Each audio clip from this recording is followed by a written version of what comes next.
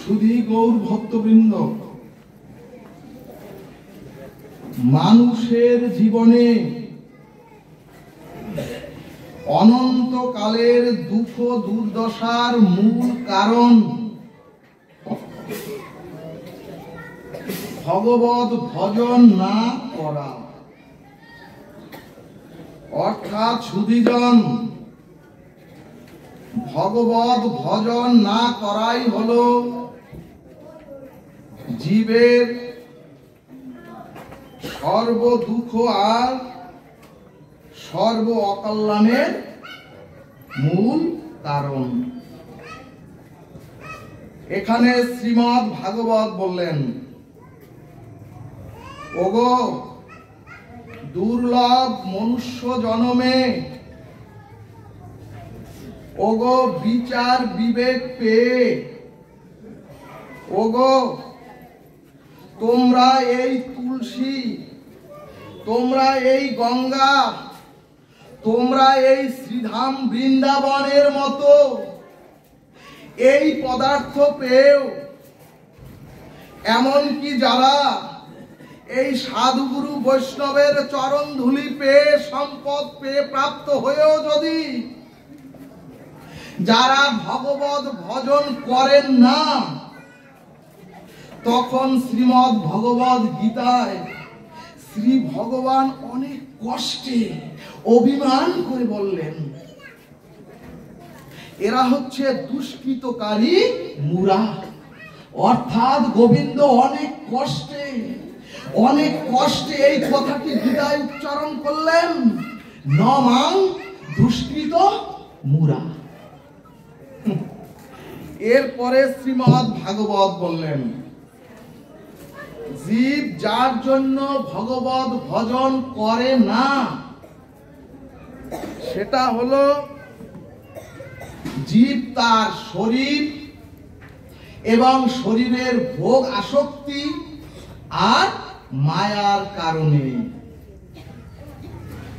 এরপরে শ্রী শ্রী চৈতন্য চরিতামৃত দৃষ্টান্তে বললেন, সুধীজন অরুণাভ অথবা মাকড়সা দেখবেন, ওই মাকড়সা তার গালের লালা দিয়ে পৃথিবীর সর্বশ্রেষ্ঠ শিল্পের মতো একটা জাল বিস্তার করে। অথচ ওই যে মাকড়সা তার লালা দিয়ে শিল্পের মতো যে জাল বিস্তার করে, এই অনন্ত পৃথিবীর কোন মানুষ ওই জাল তৈরি করতে পারে না, অত নিখুঁত ভাবে। এবং ওই জালি মাকড়সা প্রভু সেজে, আমাদের মতো প্রভু সেজে রাজত্ব করে সুখে শান্তিতে থেকে ওই মাকড়সা সুখ ভোগ আয়েশ করবে বলে ওই জালের মধ্যে তার পুত্র, কন্যা আর আত্মীয় স্বজন নিয়ে আনন্দে বাস করে। কিন্তু সুধীজন, ওই মাকড়সা তো জানা নাই, ওই মাকড়সার তো জানা নাই যে সুখের জাল ওই মাকড়সা বিস্তার করেছেন, অথবা যে সুখের জাল ওই মাকড়সা অনেক কষ্টে গড়েছেন, মাকড়সার জানা নাই ওই জালের মধ্যেই একদিন ওই মাকড়সাকে পড়ে মরে থাকতে হবে। আরো মাকড়সার জানা নাই, আরো মাকড়সার জানা নাই। ঠিক তেমনি আমাদেরও জানা নাই। আমরাও ভোগ বিলাস, সুখ আয়েশ, রূপ যৌবন, আত্মীয় স্বজনের একটি মোহের জাল আমরাও সংসারে বুনেছি। কারণ কেন বুনেছি আমরা? বড় সুখে, বড় আনন্দে আর ভোগ বিলাস করব বলে। এখানে ভাগবত বললেন আমরাও ভগবানকে ভুলে, ওগো আমরাও মোহ মায়ার জালে আটকিয়ে পতিত স্খলিত হয়ে পড়ি ওই মাকড়সার মতো।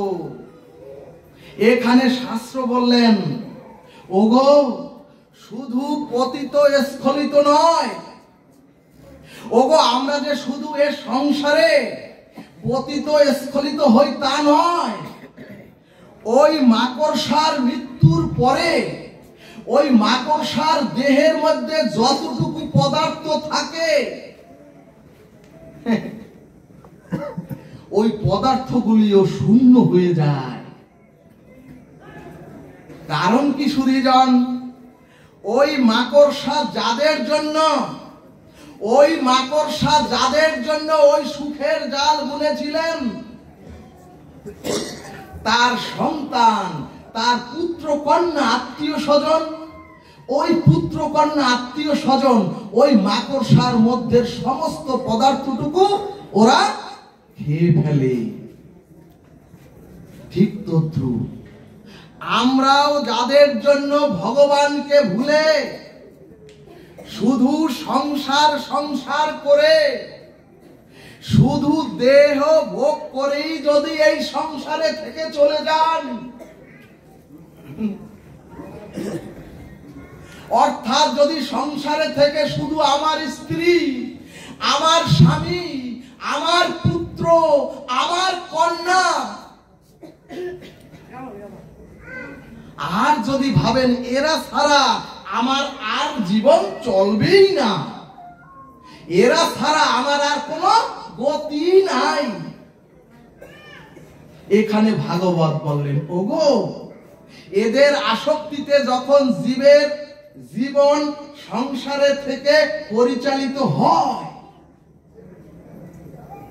তখন ওরাই, ওই যে স্ত্রী পুত্র আত্মীয় স্বজন, ওরাই আমার বিবেক চেতনা, আমার হরি ভক্তি, আমার আত্মকল্যাণের পথকে ওরাই কুরে কুরে খেয়ে আমাকে আপনাকে পতন ঘটিয়ে দেয়। সুধীজন এই কারণেই ভাগবত বললেন ওগো ভগবত ভজন না করতে পারলে বড্ড ক্ষতি হয়ে যাবে। সুধীজন এই ক্ষেত্রে শ্রী রামকৃষ্ণ বলছেন ওগো ওগো সংসারে থেকে যিনি 25 মণ কাঠ কাঁধে ঠেলেও, সংসারের জঞ্জাল ঠেলেও দিনান্তে যে একবার গোবিন্দকে স্মরণ মনন করেন, তিনি হচ্ছেন এ সংসারের মহা সাধক। জয় নিতাই গৌর হরি বল। কারণ সুধীজন এই বেষ্টি রূপ শরীরে ওই সমষ্টির শক্তি সঞ্চারিত হয় বিধায়, অর্থাৎ বেষ্টি রূপী এই জীব ওই সমষ্টি রূপী ভগবানের শক্তিতেই আমরা প্রত্যেকে শক্তিমান। ভক্তগণ এখানে মহাজন বললেন ভগবানকে মান্যতা দিয়ে ভগবানের আদেশ নির্দেশ জীবনে যদি গ্রহণ করতে না পারি, তাহলে আমি আপনারাও ভবরোগে আক্রান্ত হয়ে আপনাদের চিত্ত বৃত্তিও অসুস্থ হয়ে যাবে। ভাগবত দৃষ্টান্তে বললেন ওগো আমাদের এই দেহটাই হচ্ছে আমাদের দেহের অংশী, এবং এই দেহ অংশীর এই হাতটা হচ্ছে দেহ অংশীর এই হাতটা হচ্ছে অংশ। এখন যদি দেহ বলে হে অংশী হাত, তোমার হাতটি উচ্চারণ, তোমার হাতটি উত্তোলন করো, আর যদি দেহের এই অংশীর নির্দেশ এই হাতটি পালন না করে, তাহলে এই হাতটি অসুস্থ, অর্থাৎ এই হাতটি প্যারালাইজড হয়ে গেছে, তাহলে এই হাতটি অচল হয়ে গেছে।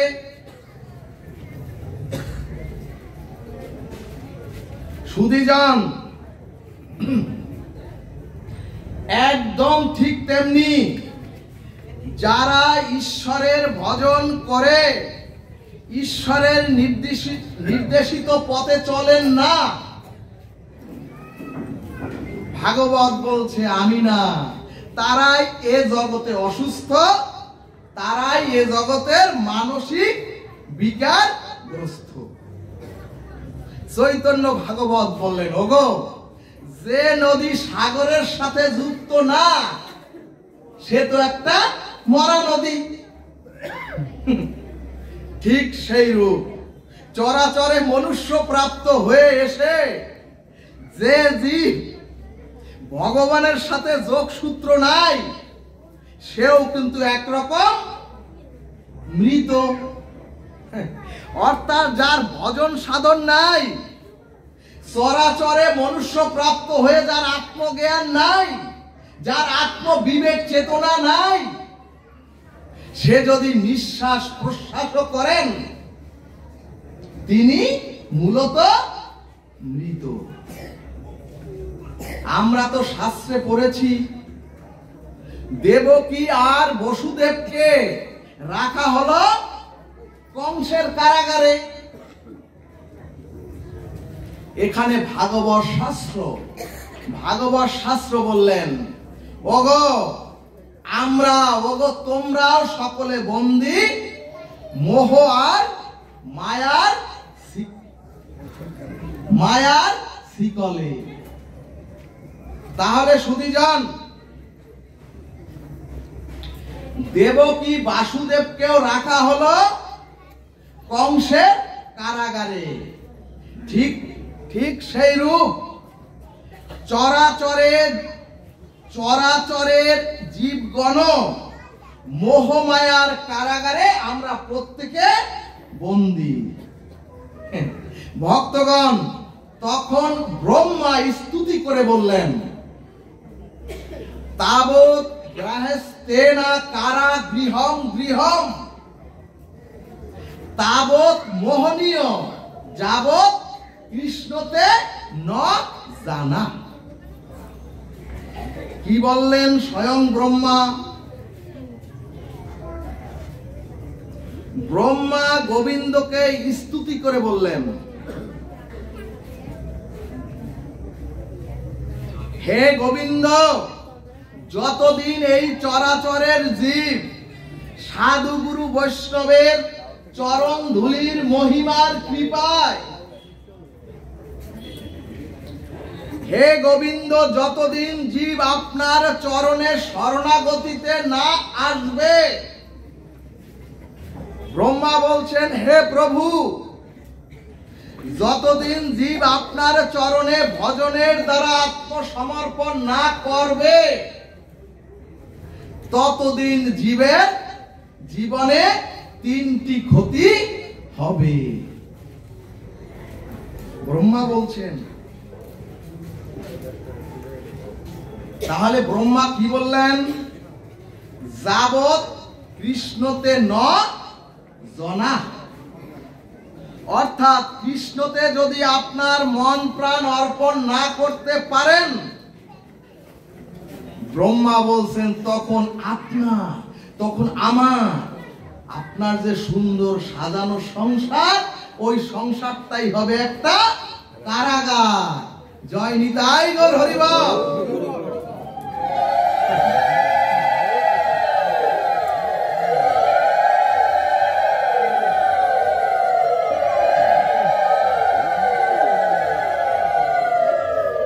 এরপরে ব্রহ্মা বললেন, গ্রাহেস্তেনা, অর্থাৎ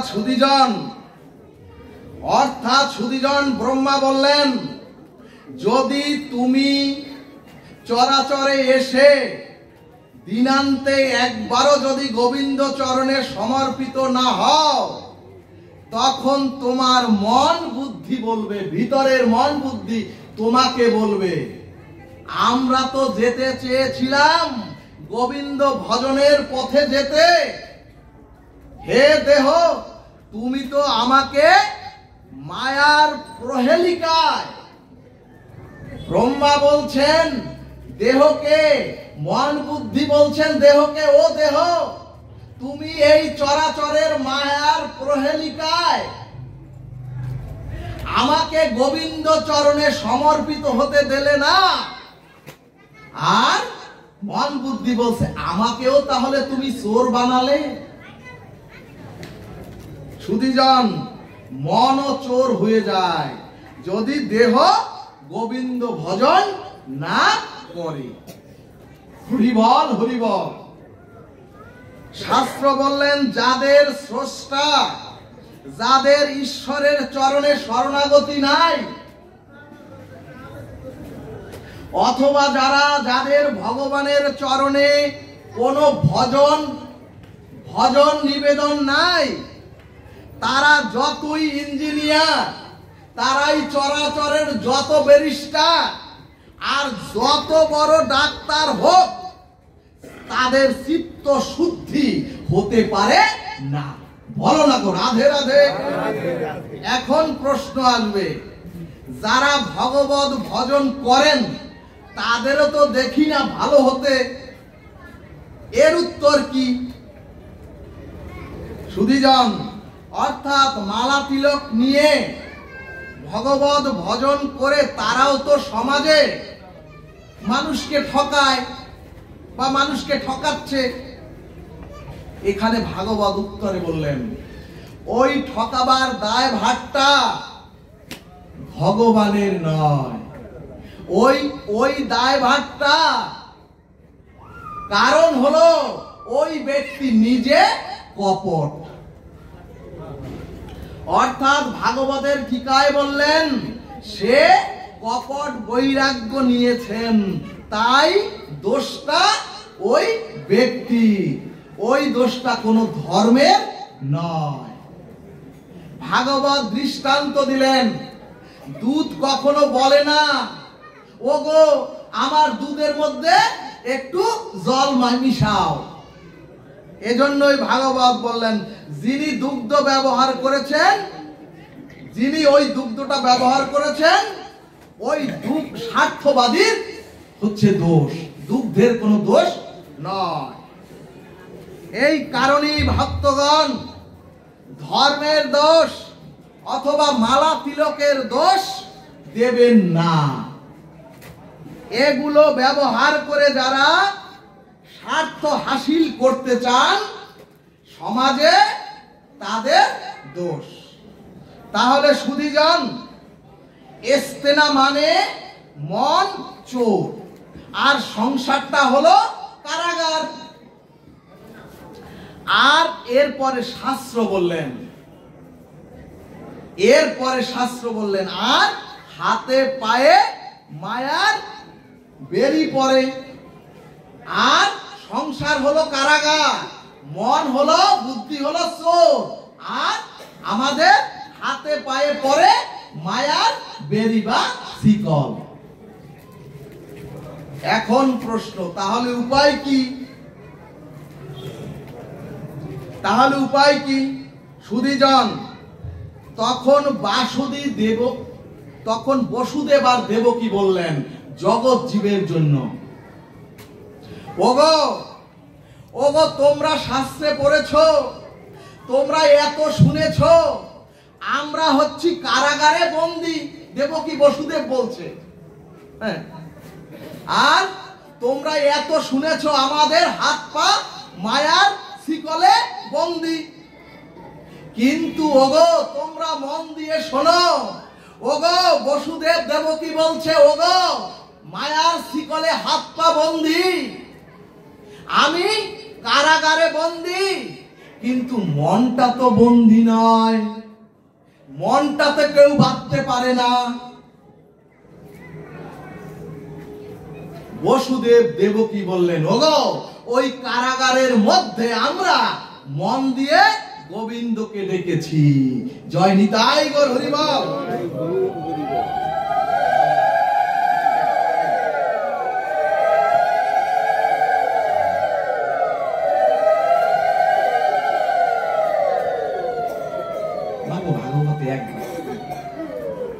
সুধীজন, সুধী গৌর ভক্ত মন্ডলী, আমরাও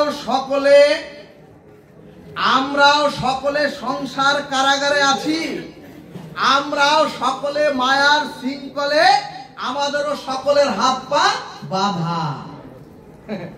ভক্তগণ, শাস্ত্রের মূলত নিগূঢ় তত্ত্ব হলো,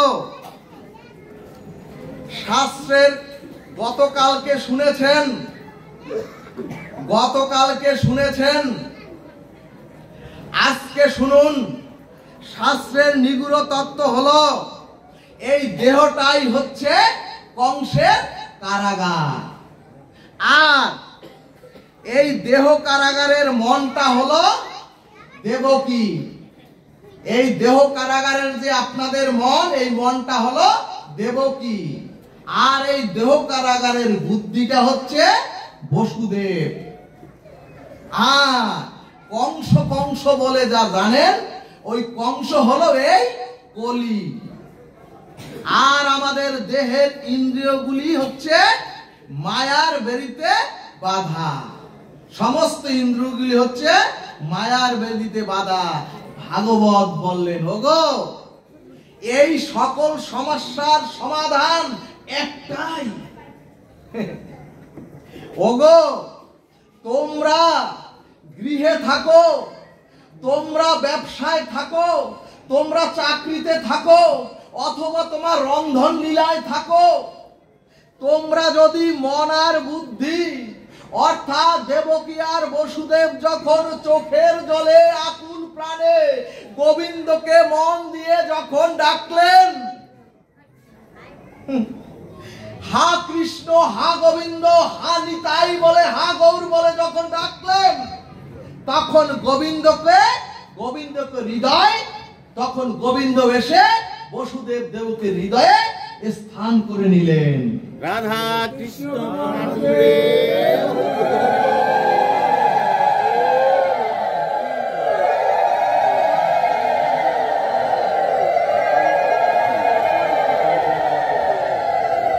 অর্থাৎ সুধীজন, আপনি আমি যখন মন বুদ্ধি দিয়ে হা কৃষ্ণ, হা গোবিন্দ, হা জয় নিতাই গৌর হরি বল বলে আমরাও যখন ডাকবো, তখন আপনার হৃদয় গোবিন্দ এসে, আপনার হৃদয় গোবিন্দ এসে উদয় হবে। হরি বল। সাথে সাথে কারাগারের অন্ধকার নিঃশেষ হয়ে গেল। আপনারা তো জানেন, কারাগারের সকল অন্ধকার নিঃশেষ হয়ে গেল, আর সাথে সাথে দেবকী বসুদেবের সকল শিকল সব বেরি খুলে গেল। এরপরে কি হলো? সাথে সাথে সমস্ত দরজা যা ছিল বন্ধ সব একেবারে খুলে গেল, আর যত প্রহরীরা ছিল বাহিরে, তারা কি করলো? সব ঘুমিয়ে পড়লো। বসুদেব দেবকী কোথায় গেলেন? ও মাগো, বসুদেব আর দেবকী তখন কোথায় গেলেন? বসুদেব গেলেন শ্রী বৃন্দাবনের পথে। জয় জয় শ্রীধাম বৃন্দাবন প্রীতি প্রেমানন্দে হরি হরি বল।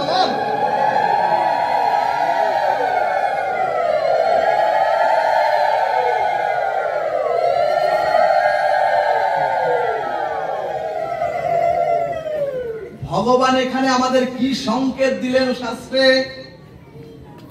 ওগো, তোমরা তোমাদের নয়ন জলে তোমরাও যদি মন বুদ্ধি দিয়ে ভগবানকে হৃদয় বৃন্দাবনে তুলে নিতে পারো, এরপরে তোমরা এরপরে তোমরা যদি ভগবানকে তোমাদের মাথায় রাখতে পারো, তাহলেই তোমাদের মায়ার শিকল সব বেরি খুলে যাবে, তাহলেই তোমাদের সংসারের সকল অন্ধকার দূরীভূত হয়ে যাবে, আর তোমাদের কাম ক্রোধ লোভ সব ঘুমিয়ে পড়বে, আর তোমরা সকলেই যাবে শ্রী বৃন্দাবন ধাম গোলক বৃন্দাবনে। বলমন রাধা কৃষ্ণ প্রীতিপ্রমানন্দে হরি হরি বল।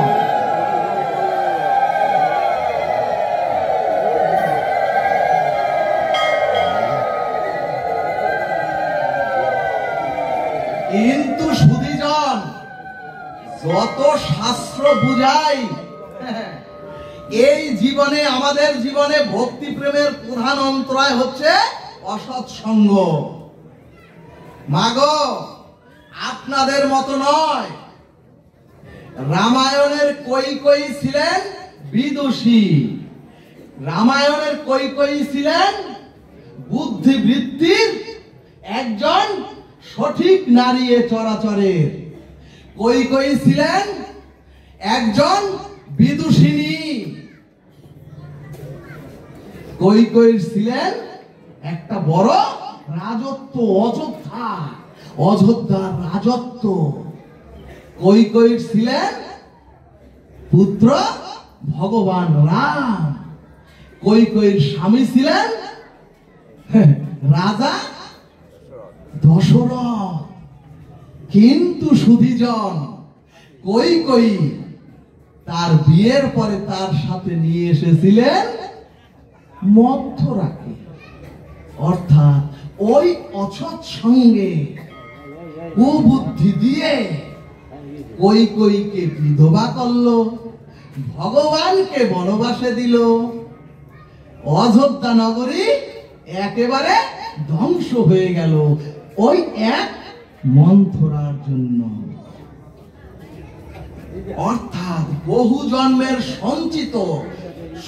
সঞ্চিত তপসাধ্য সাধনাও এক মুহূর্তের অসৎ সঙ্গের দ্বারা আপনার জীবনে যত সাধনা সব বিনাশ করে দিতে পারে।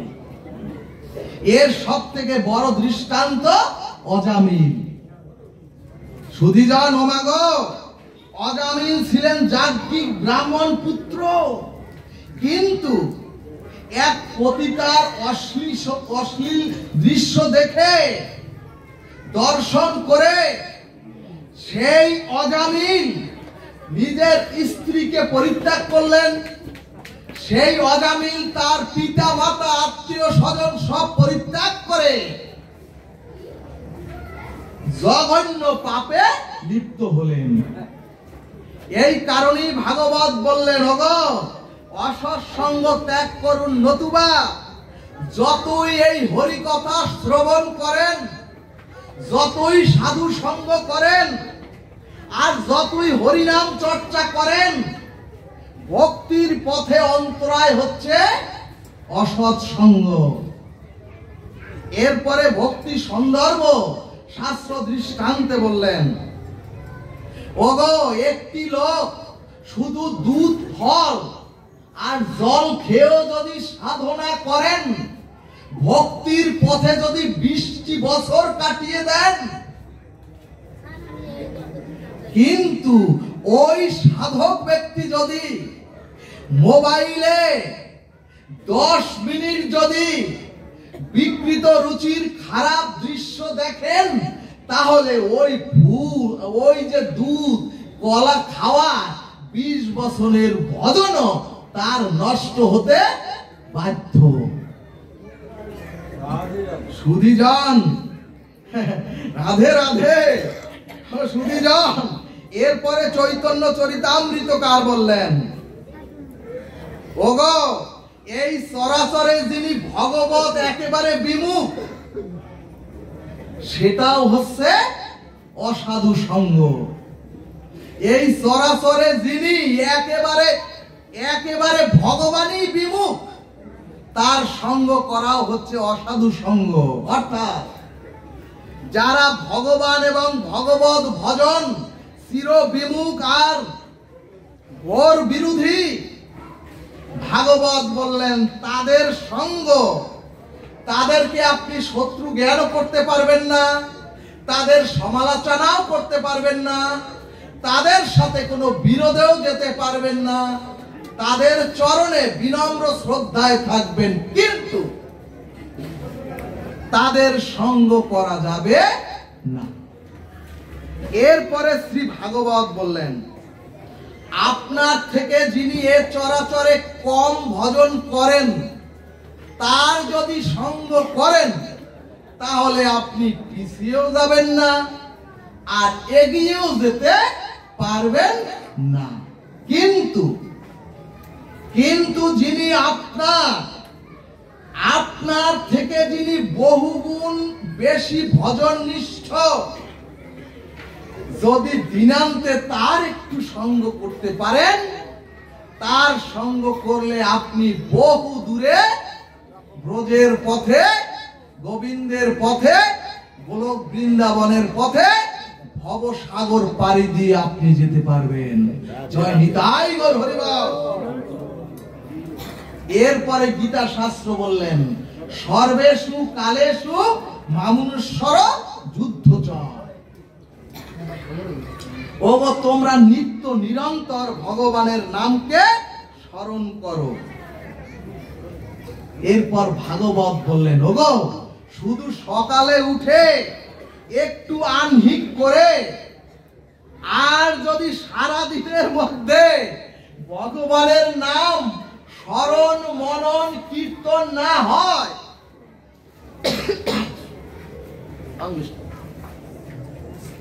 এটাকে ভাগবত ভজন বলেন না। ভক্তগণ, আমরা কত কষ্ট করে, এখন আর 50 বছরেও না, কিন্তু তার আগে কত কষ্ট করে লুডু খেলে একেবারে গিয়ে পড়ি সাপের মুখে, আর সাপের মুখে পড়ে আবার একেবারে নিচে, শুধু যান একেবারে নিচে। ভাগবত বললেন ওগো ওটা কোনো ভক্তি নয়, ওটা কোনো ভজন নয়। চৈতন্য ভাগবত বললেন ওগো নিত্য নিরন্তর যা না হয়, ওগো যদি সেটা আপনি খারাপ কাজও করেন, স্খলিত কর্মও করেন, সেটা যদি নিত্য নিরন্তর না হয় তাইলে আপনি ধরা পড়বেন এবং জেলে যাবেন। ঠিক তদ্রুপ যদি ভজন আপনার যে ভজন নিত্য নিরন্তর হবে না, সেটা সুগঠিত হয়ে অভ্যাসে আপনার আমার পরিণত হবে না। এরপর তো মহাপ্রভু আরো সরল করে বললেন ওগো কোনো কষ্ট নাই, খাইতে শুইতে উঠিতে বসিতে যথাতথা নাম নাও। এরপর হরিভক্তি বিলাস বললেন ওগো এ সংসারে জরা ব্যাধি, ওগো এ সংসারে রোগ শোক, ওগো এ সংসারে অশান্তি, ওগো এ সংসারে সন্তান পুত্র পরিজন দ্বারা অশান্তি, এ তো থাকবেই, কিন্তু এর মধ্যেই ভগবানের নাম নিত্য নিরন্তর স্মরণ করতে হবে। কিন্তু মাগো শ্রী গুরুদেব তো বলেছেন প্রতিদিন মালা জপতে, তাতে 4 মালা হোক 16 মালা হোক, আর আমরা শুধু মালা জপি। যেমনি নদীতে জাল ফেলে কাশি টানি, ঠিক তদ্রূপ যদি আমরাও মালা জপি, ভাগবত বললেন ওগো ওই কাশি টানার মতো জপা হচ্ছে শাসনের ভজন, যন্ত্রের ভজন। কিন্তু ভগবান বললেন ওগো ভজন হতে হবে অনুরাগে, ভজন হতে হবে অনুভবে, অনুরাগে ভজন করো। ভগবান কোন প্রসাদের কাঙ্গাল নয়। সুধীজন, ভগবানকে আনন্দ দানের জন্য নিষ্ঠা রুচির সহিত ভজন করতে হবে। আর প্রেম ভক্তি পাওয়া, উদ্ধার পাওয়া, আপনার আমার চিরমুক্তি পাওয়া, এটাই হচ্ছে একমাত্র উপায়। জয় নিতাই গৌর হরি বল। সুধীজন, ভাগবত এরপরে আরো সহজ করে বললেন, ওগো ওগো তোমরা যদি ভগবান অখণ্ড পরতত্ত্ব ভক্তবৎসল করুণানিধি ভগবানের যদি দিনান্তে একবার তোমরা ভাবনাও যদি আনো, অর্থাৎ ওগো তোমরা কামের দ্বারা, অর্থাৎ তোমরা ক্রোধের দ্বারা, অথবা তোমরা ভয়ের দ্বারা, অথবা ওগো তোমরা যদি সুহৃদয়তার দ্বারাও যদি দিনান্তে একবার যদি ভগবানের চরণে একবার তন্ময়তা ভাবনাও যদি তোমার মধ্যে আসে, ভগবান বললেন ওগো ওইটুকু তন্ময়তার ভাবেই আমি তোমাকে চিরমুক্তি দিয়ে দেই। জয় নিতাই গৌর হরি বল। তাহলে ভাগবত প্রথমে বললেন কামাত গোপ্য। সুধীজন, এই কামনার দ্বারাই গোপীরা, আপনারা তো জানেন কাম মানে তো কামনা, এই কামনার দ্বারাই ব্রজের গোপীরা গোবিন্দকে প্রাপ্ত হলেন। এরপরে বললেন ভয়াত কংস, ও মাগো অষ্টম গর্ভের সন্তান তোমার মৃত্যুর কারণ হবে। এই যে ভগবান শ্রীকৃষ্ণের প্রতি ভয় কংসের, অর্থাৎ কংস যখন আহারে যায় তখন ভয়, যখন বিহারে যায় তখন ভয়, যখন শয়নে যায় তখন ভয়, যখন স্বপ্ন দেখে তখনও দেখে ওই আসছে আমাকে সংহার করতে। ভগবান বললেন, ভাগবত বললেন ওই তন্ময়তার দ্বারা, ওই ভয়ের দ্বারাও কংস সাযুজ্য মুক্তি পেলেন। জয় নিতাই গৌর হরি বল। এরপরে ভাগবত বললেন দেশ চৈত দয়া নৈপ, অর্থাৎ জরাসন্ধ শিশুপালাদি ভগবান শ্রীকৃষ্ণের প্রতি হিংসা করে ভগবানকে প্রাপ্ত হলেন হিংসার দ্বারা। সুধীজন, কারণ মাগো কারো প্রতি যদি শত্রুতা বা হিংসা থাকে আপনার আমার, দেখবেন তার কথা আপনার আমার সব সময় সর্বদা মনে জাগে। এই বুঝি ও আমার ক্ষতির কারণ হলো, এই বুঝি পিছনে ও কোনো আমার সর্বনাশে পরিকল্পনা করলো। সুধীজন, এরপরে ভাগবত বললেন কামং ক্রোধং ভয়ং স্নেহমৈকং, অর্থাৎ ভগবানের প্রতি যদি কারো একটু কামনাও জাগৃত হয়, ভগবানের প্রতি যদি কারো একটু দিনান্তে ক্রোধ সৃষ্টি হয়, ভগবানের প্রতি যদি আপনার একটু ভয়ের সৃষ্টি হয়, একটু যদি দিনান্তে শ্মশানের চিন্তা করেন, আর যদি মনের মধ্যে একটু ভয়ের সৃষ্টি হয়,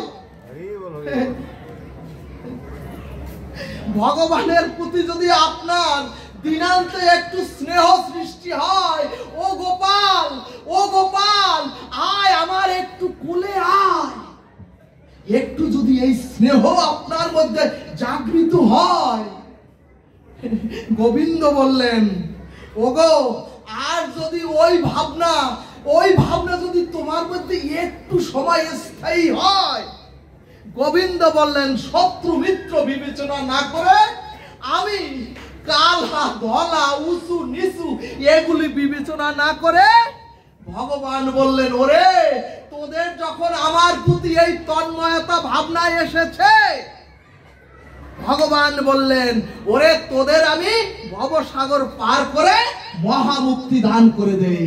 জয় নিতাই গৌর সীতানাথ প্রেমানন্দে।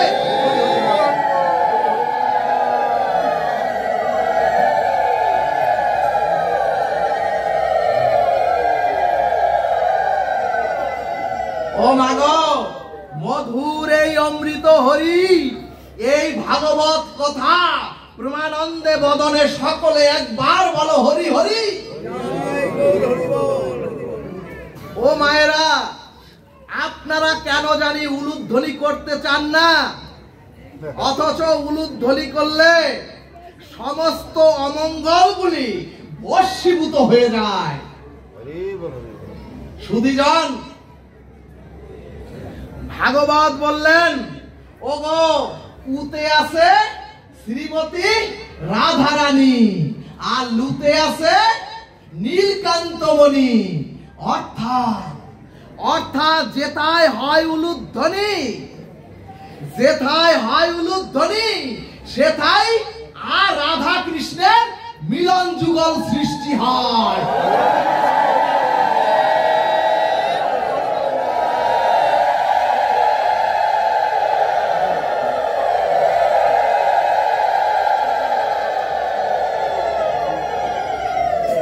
এরপরে শাস্ত্র বললেন, ওগো এ যা শুনলে, তাই যদি একটুও না করো জীবনে,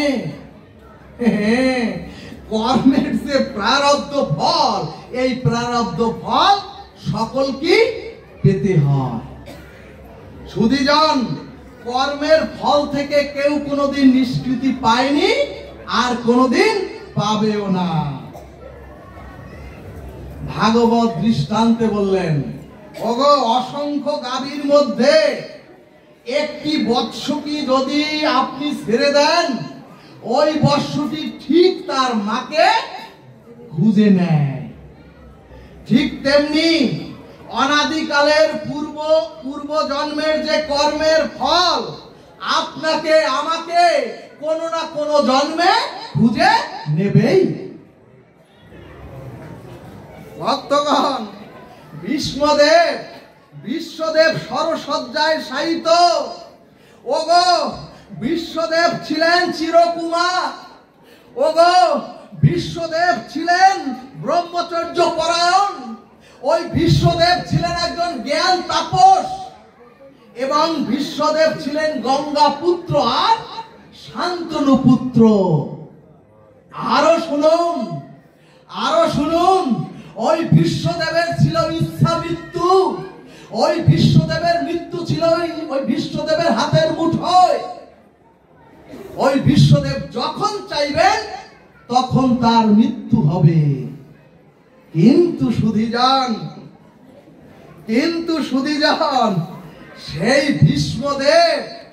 সেই ভীষ্মদেব ভগবানকে সম্মুখে পেয়ে করুণ আকুতি জানিয়ে দণ্ডবৎপর হতে পারেন না, করজোড়ে গোবিন্দকে বললেন, হে কেশব, আমি জানি শত জন্মে এই ভীষ্ম একটি পাপ করেনি। তাহলে এই ভীষ্মকে হে কেশব কেন মৃত্যুর আগে এই তীরের উপরে শুয়ে আমাকে যন্ত্রণায় কাতর হতে হচ্ছে?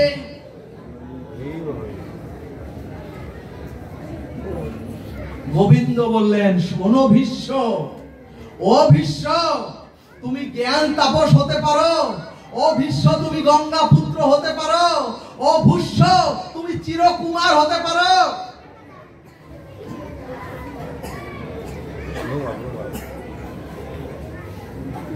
ও ভীষ্ম তুমি শত জন্ম পূর্বে একটি সাপকে পদাঘাত করে, শত বৎসর পূর্বে তুমি সেই সাপকে দূরে ফেলে দিয়েছিলে একটি কাঁটাযুক্ত গাছের উপরে, এবং সেই সাপটি কাঁটায় বিদ্ধ হয়ে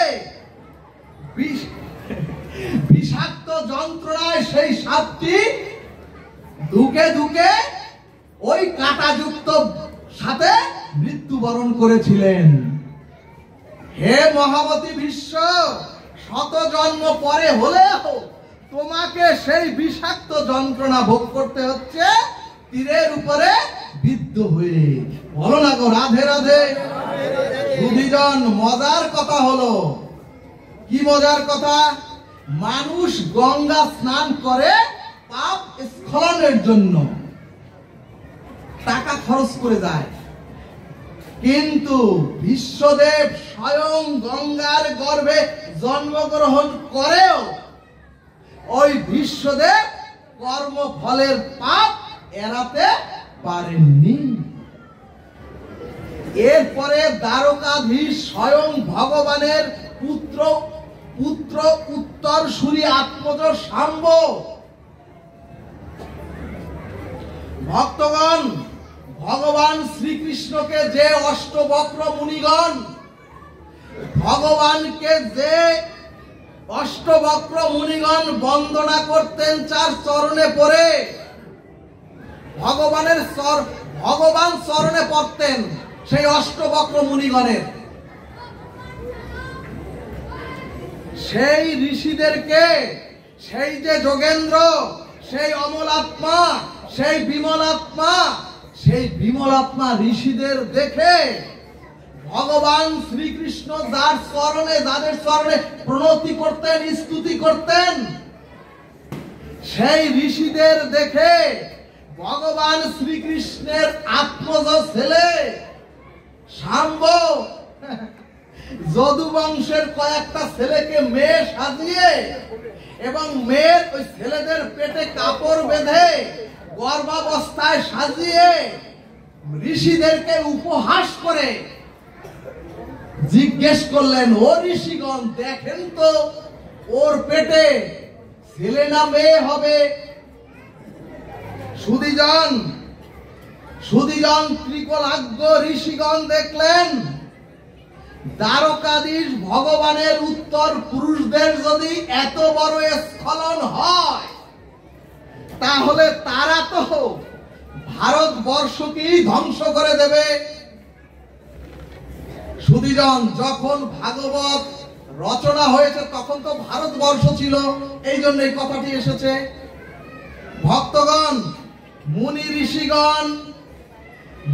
ঋষিগণ অভিসম্পাত করে বললেন, মুনি ঋষিগণ ওই ভগবানের সন্তান আত্মজ শাম্ব এবং যদু বংশের সকলকে অভিসম্পাত করে বললেন, ওর গর্ভে একটি শূল জন্ম নেবে, আর শুনে রাখ, ওই শূলের দ্বারাই যদু বংশ নির্বংশ হয়ে যাবে। জয় নিতাই গৌর হরি বল।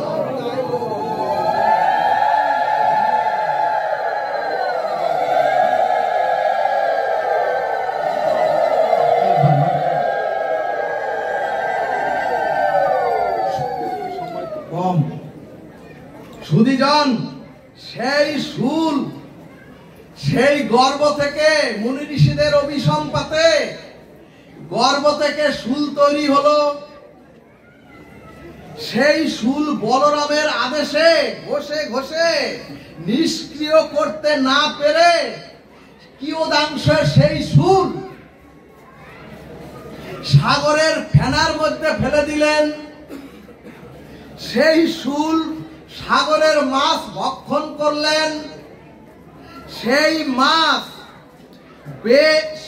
মাছ বাজারে বিক্রির জন্য উঠালে সেই মাছ বেদ সেই মাছ ক্রয় করে নিয়ে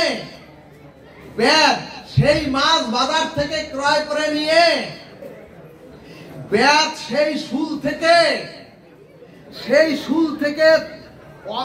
থেকে যন্ত্র বা শুল থেকে যন্ত্র তৈরি করে তীর তৈরি করে যদু বংশকে ধ্বংস করে দিলেন। আর যদু বংশের ধ্বংসের অন্তে সুধীজন ওই শুল কিয়দাংশ শুল মাছ ভক্ষণ করলেন। মাছ বাজারে এলে বেদ মাছ ক্রয় করে নিলেন। মাছ থেকে ওই বেদ শুল এনে শুল থেকে তীর তৈরি করে যদু বংশকে সব ধ্বংস করে দিলেন। এবং যদু বংশ ধ্বংসের অন্তে ভগবান শ্রীকৃষ্ণ অপ্রকট হলেন। অর্থাৎ ওই তীর ভগবানের রাঙা চরণে বিদ্ধ হয়ে ভগবানও অপ্রকট হলেন। সুধীজন, শাস্ত্রজ্ঞ ভক্তজন, ভগবান নিজে পরতত্ত্ব সীমা হয়েও, ভগবান সমস্ত কর্মফলের ঊর্ধ্বে থেকেও জগৎকে জানালেন, ওগো শুনে রাখো, মন দিয়ে শ্রবণ করো, ওগো কর্মের ফল সকলকে পেতে হয়, সেটা ভগবানের যদু বংশের হলেও কারো ক্ষমা নাই। বলো না গো রাধে রাধে। ও মাগো, ভাগবতের নিগুড় সত্য হলো, মানুষের যতদিন সত্তা পোষণী আর অসৎ নিরোধী মানুষ যতদিন না হতে পারবে,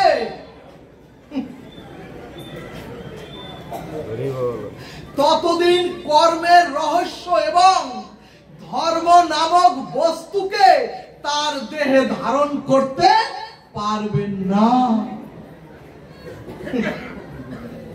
বর্তমান সময়ে ধর্মের নামে যা যা আমরা করছি তা আদৌ প্রকৃত ধর্ম কিনা সেটা আজ বিচারের সময় এসেছে। চৈতন্য ভাগবত বললেন, যে অনুষ্ঠানে, যে যাগক্রিয়ায়, যে হরি কথায় আমার স্বভাবের পরিবর্তনই আনতে পারে না, যে ধর্মীয় অনুষ্ঠান আমার বৃত্তি প্রবৃত্তিকে উৎসমুখী, যে প্রবৃত্তিকে আমার গোবিন্দমুখী করতে পারে না, এবং যে যাগযজ্ঞে মাগো আমাকে আত্মকল্যাণমুখী করতে পারেন না, সেটা আদৌ ধর্ম নয়। এই কারণে তুলসীদাসজি গোস্বামী পাদ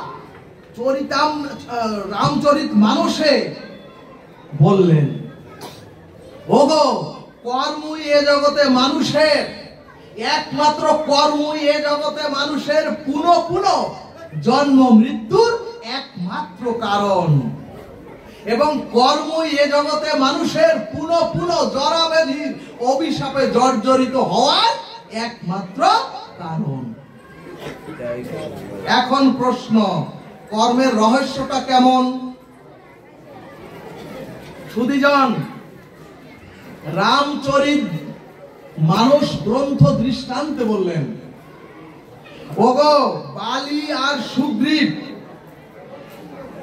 বালি আর সুগ্রীব ছিলেন দুইজনই কিষ্কিন্ধার রাজা, দুইজনই সমান রাজা, সমান শক্তি।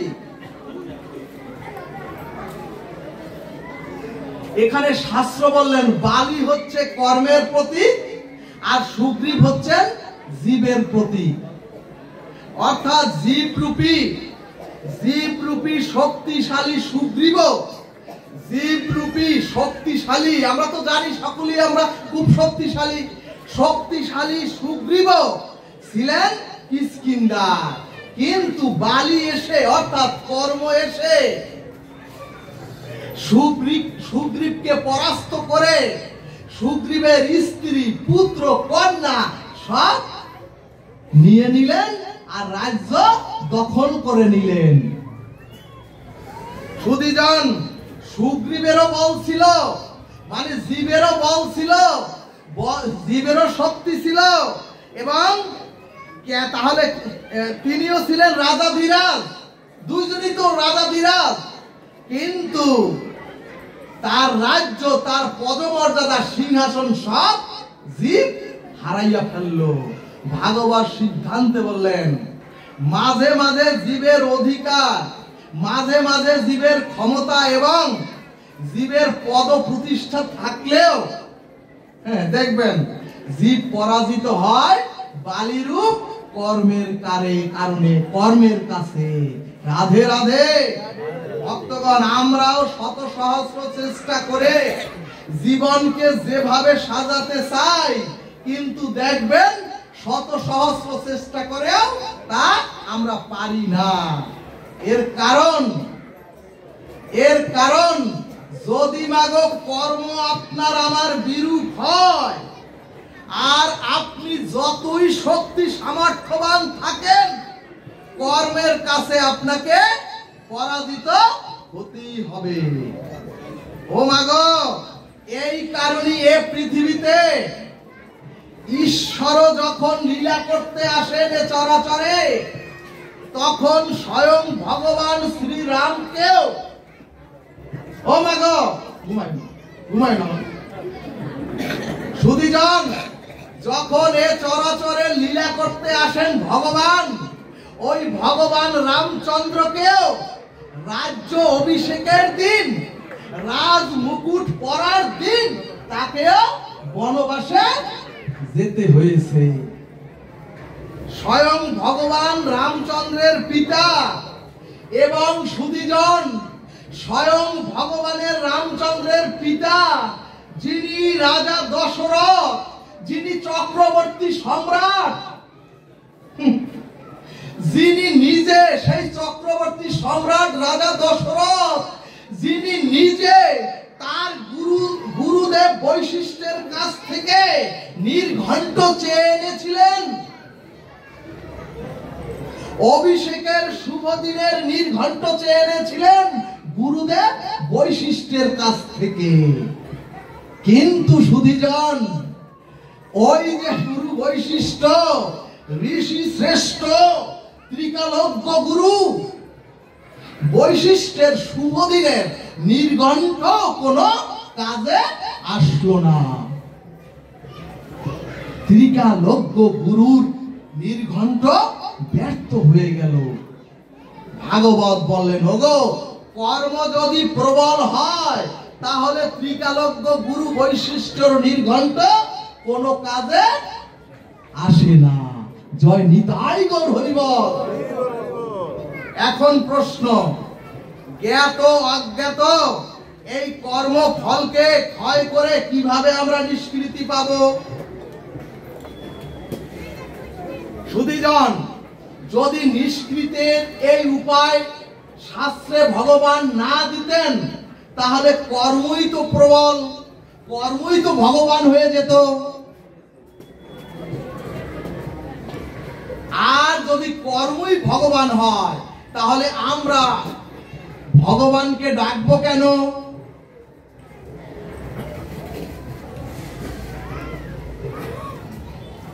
এরপরে ভাগবত বললেন, ওগো, যদি কর্মের নিধারুন এই ফল থেকে আমরা রক্ষাই না পাই, কর্মকে যদি বিধ্বংস করে ধ্বংস করে মুক্তি যদি না পাই, তাহলে ও ভগবান তোমাকে আমরা ডাকবো কেন?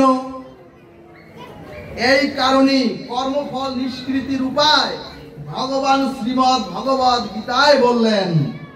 প্রতিদিন শোনেন, আপনারাও পড়েন, সর্বধর্মান পরিত্যাজ্য মামেকং শরণং ব্রজ অহং তাং সর্বপাপেভ্য মোক্ষয়িষ্যামি মা শুচো।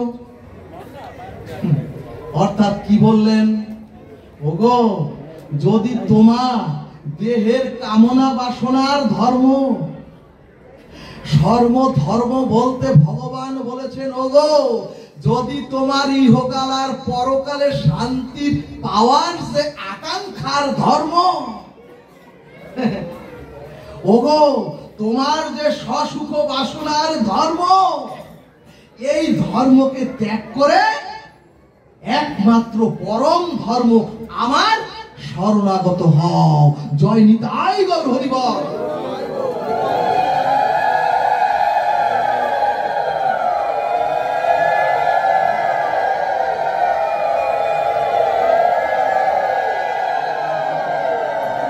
আর মহাভাগবত পুরাণে 18,000 শ্লোকের নির্যাস তত্ত্ব হলো নাম সংকীর্তনং যস্য সর্বপাপ প্রণশনম।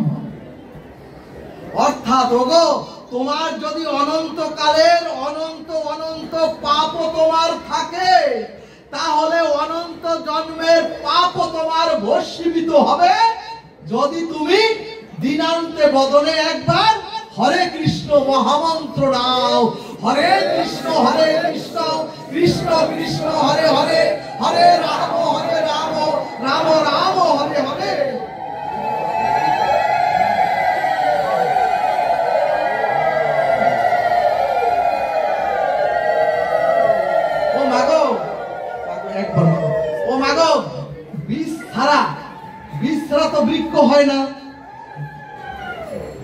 বীজ ছাড়া তো বৃক্ষ হয় না, বৃক্ষ হয় না, ফলও হয় না, ফুলও হয় না।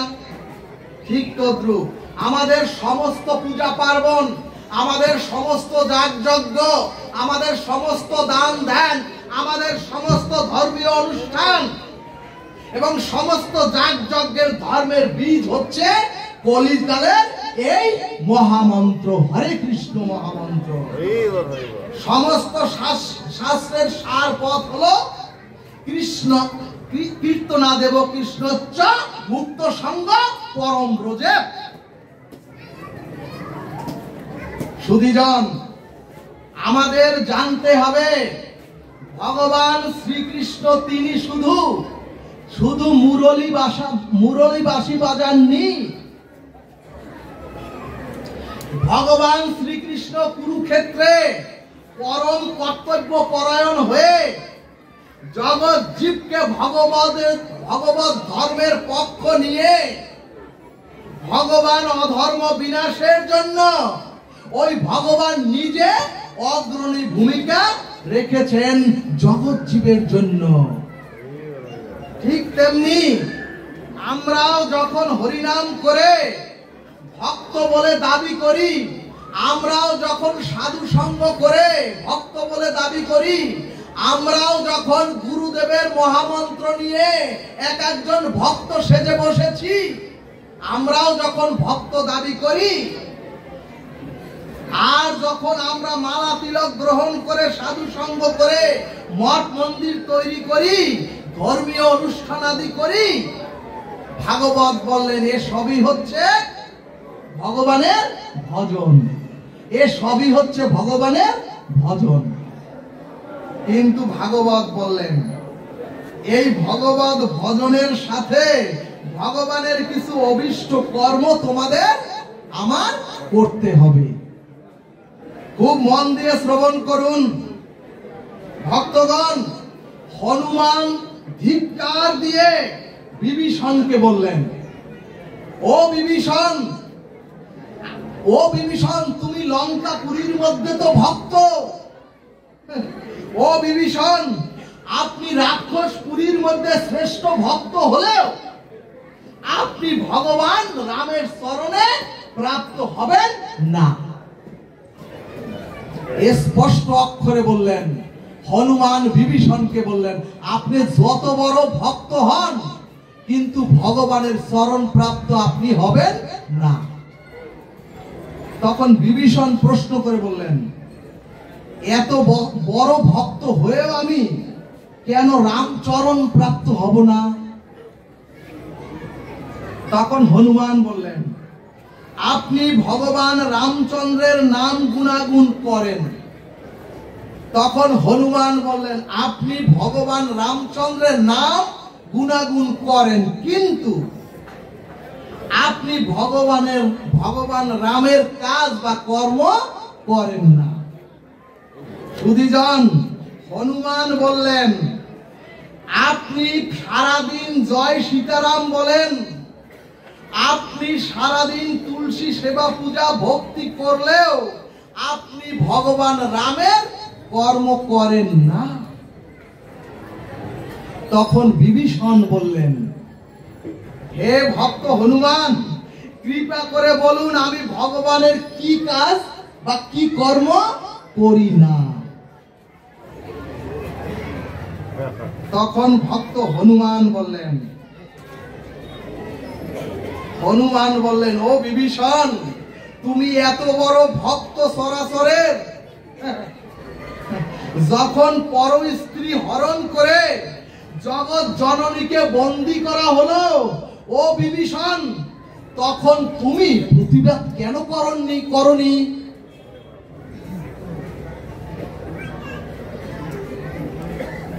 তাহলে হে ভক্ত, আপনি ভগবানের কি কাজটা করলেন? এরপরে শাস্ত্র বললেন, সীতা হরণ হচ্ছে তা দেখে সমস্ত দেবতারা দেখছেন এবং তপবনের মুনি ঋষিগণও দেখছেন। কি দেখছেন?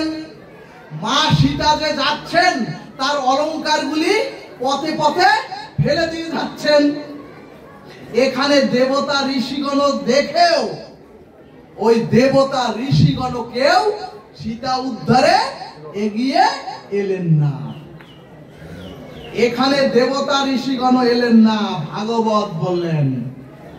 ভাগবত বললেন আমি না।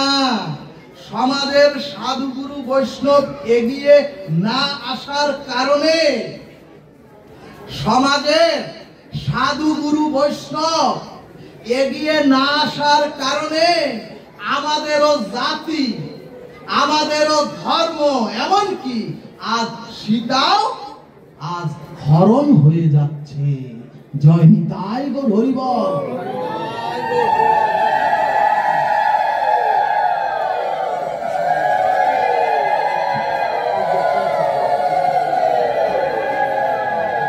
ও মাগো, শাস্ত্র গবেষণায় সবচেয়ে বড় অভিশাপ হচ্ছে স্বজাতি বিদ্বেষী সনাতনী হিন্দুরাই সবার শ্রেষ্ঠ। অর্থাৎ হিন্দুদের মতো স্বজাতি বিদ্বেষী আর পৃথিবীতে দ্বিতীয় পাবেন না। এমনকি সুধীজন, মহাভারতের যুদ্ধ বাহিরের কেউ এসে সৃষ্টি করেননি। ওই মহাভারতের কুরুক্ষেত্রের যুদ্ধ অন্য জাতি এসেও মহাভারতের কুরুক্ষেত্রের যুদ্ধ সৃষ্টি করেননি। কুরুক্ষেত্রের যুদ্ধ সৃষ্টি হয়েছিল ভাইয়ে ভাইয়ে, এবং ওই কুরুক্ষেত্রের আবহাওয়া এখনো আমাদের সনাতনীদের মধ্যে বিরাজমান। ভাগবত বললেন হিন্দুরা দুর্বল, কারণ এক হিন্দু আর এক হিন্দুর বিপদে দাঁড়ায় না। সুধীজন, কষ্ট পাবেন না। ভাগবত মানুষকে জাগৃত করে, ভাগবত মানুষকে বিবেক প্রদান করে, এক একটি দিব্য কান্তিময় দেহ তৈরি করে দেয়। ভাগবত বললেন আমরা মুখে ঝুরি ঝুরি ত্যাগের কথা বললেও তিল পরিমাণ ত্যাগ আমরা সমাজে কেউ করি না। এরপরে ভাগবত বললেন ওগো, বেহুলার সুরে পদাবলী শুনে কি করবেন? 3 দিন হরিনামে নৃত্য করে, হরিনামে প্রেমালিঙ্গন দিয়ে কান্নাকাটি করে কি করবেন? যদি নিজে হরিনামকে গ্রহণ না করেন, যদি গৃহে মহাপ্রভুর সেই হরিনাম আপনারা সাথে পাশে মিলে হাতে তালে দিয়ে যদি না করেন,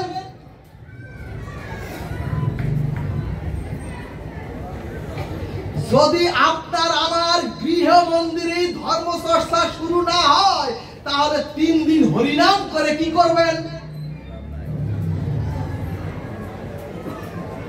ভক্তগণ, এরপরে ভাগবত বলেন ওগো, তোমার জাতি যদি শেষ হয়ে যায়, ওগো তোমার যদি ধর্ম বিনাশের পথে যায়, তাহলে তোমরা এগুলি করে, এই সব অনুষ্ঠান করে কি করবে? ভক্তগণ, এত দুর্গা পূজা, এত লক্ষ্মী পূজা, এত সরস্বতী পূজা, এত কার্তিক পূজা, এত পুজো করলেন, কিন্তু ঘরের লক্ষ্মী, ঘরের সরস্বতী, ঘরের কার্তিক রূপী আপনার যুবক শক্তি, যদি সেই যুবক শক্তি কোর্টে উঠে বলে তোমার ধর্ম আমি ত্যাগ করলাম, আর যদি কোর্টে উঠে বলে তোমার সন্তান মাগো, আমার সন্তান মাগো, আমি এই পিতা মাতা কি চিনি না, এর একটাই কারণ, আমার আপনার গৃহে পারিবারিক ভাবে কোন ধর্মীয় চর্চাই হয় না। ভাগবত বললেন হরিবল, ভাগবত বলেন আমরা তো খুব হরিনাম করি, আমরা অনেক ধর্মীয় অনুষ্ঠান এবং গ্রামে গ্রামে অনেক মন্দির নির্মাণ করেছি, অনেক সাজিয়েছি, কিন্তু রামের কার্য অথবা ভগবান কার্যে আমি আপনারা কি কাজ করেন দিনান্তে বলুন একবার। শাস্ত্র দৃষ্টান্তে বললেন, বিভীষণকে জাগিয়ে হনুমান বললেন ওই দেখো। হনুমানকে বললেন, বিভীষণকে জাগিয়ে হনুমান বললেন ওগো জগৎবাসী ওই দেখো, মুনি ঋষি দেবতা এলো না, কেউ এলো না মা সীতাকে উদ্ধারের জন্য, কিন্তু হনুমান বললেন ও বিভীষণ দেখো দেখো, একজন গৃহী, একজন সামান্য গৃহী, অর্থাৎ শকুনের উপজাতি পাখি জটায়ু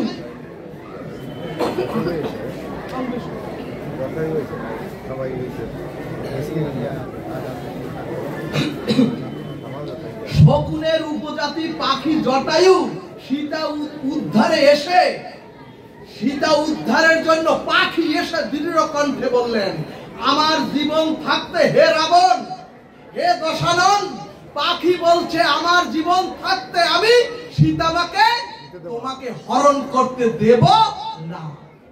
জয় নিতাই গৌর হরি বল।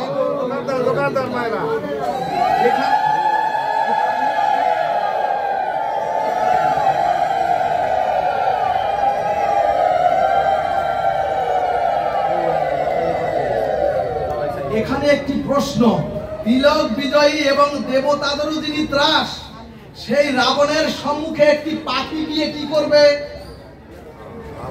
আমরা তো এভাবেই ভাবি, হ্যাঁ আমি এত ছোট, আমার এই নাই সেই নেই, আমি গিয়ে কি করব? মহাজন প্রশ্ন করলেন ও জটায়ু তুমি পারবে তো? তুমি এতটুকু পাখি, তুমি পারবে তো সীতা উদ্ধার করতে দশানন রাবণের কাছ থেকে? জটায়ু জগৎ জীবের জন্য শাস্ত্র সিদ্ধান্ত বললেন,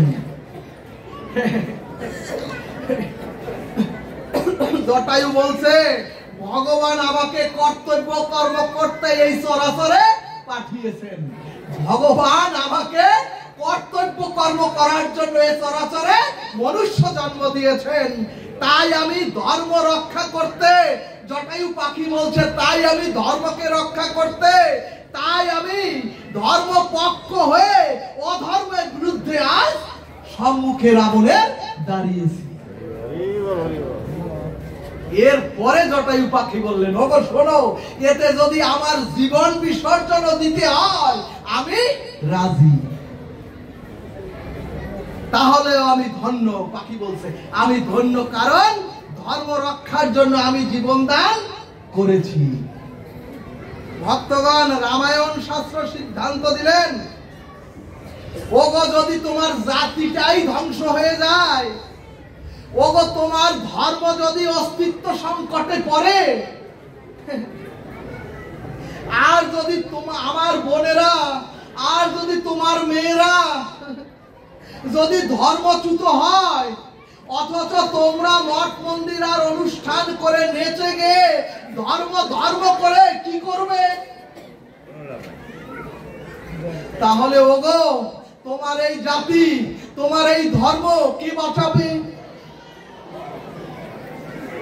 এই কারণেই হনুমান বিভীষণকে বললেন ধিক ধিক তোর ওই ভক্তিকে। হনুমান বললেন যে ভক্তিতে জাতি ধর্ম সন্তানকে বাঁচাতে পারে না, যে ভক্তিতে এই জাতিকে রক্ষা করতে পারে না, সে ভক্তিকে ধিক।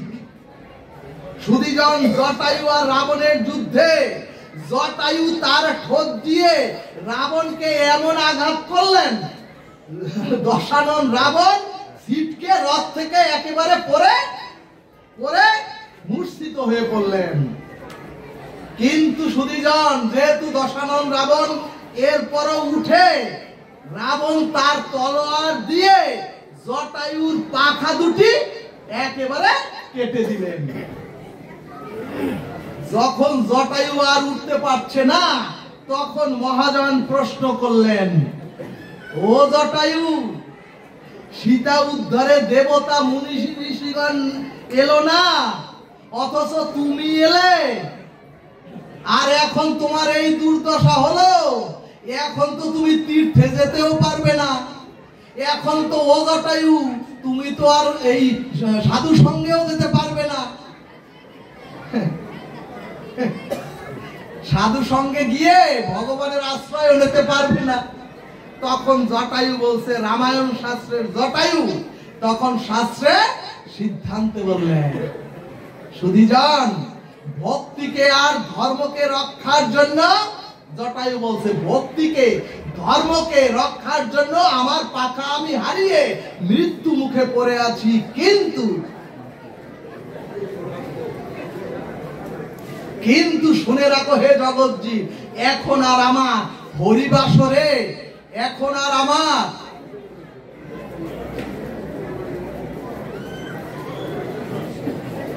সুধীজন, জটায়ু বলছে, ওগো শুনে রাখো, রামায়ণ শাস্ত্র জগৎজীবের জন্য সিদ্ধান্ত দিলেন, ওগো এখন আমার পাখা দেখছো হারিয়ে গেছে, এখন আমার সাধু সঙ্গে যাওয়ার দরকার নাই, এখন আমার আর ভক্ত সঙ্গে যাওয়ার দরকার নাই, এখন আর আমার তীর্থ ধামেও যাওয়ার দরকার নাই, এখন ভগবানের দায়িত্ব আমার কাছে আসার।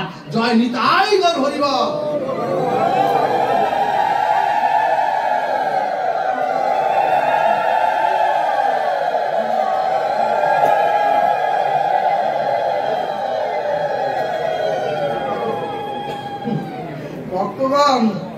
ভক্তগণ, এরপরে শ্রী ভগবান রামচন্দ্র, হরিকথার দিকে নজর দিন সুধীজন। এরপর রামচন্দ্র জটায়ুর কাছে এসে ভক্ত জটায়ুকে ভগবান রামচন্দ্র বুকে জড়িয়ে, ভগবান রামচন্দ্র বললেন, ও জটায়ু, আমি আমার পিতৃহারা,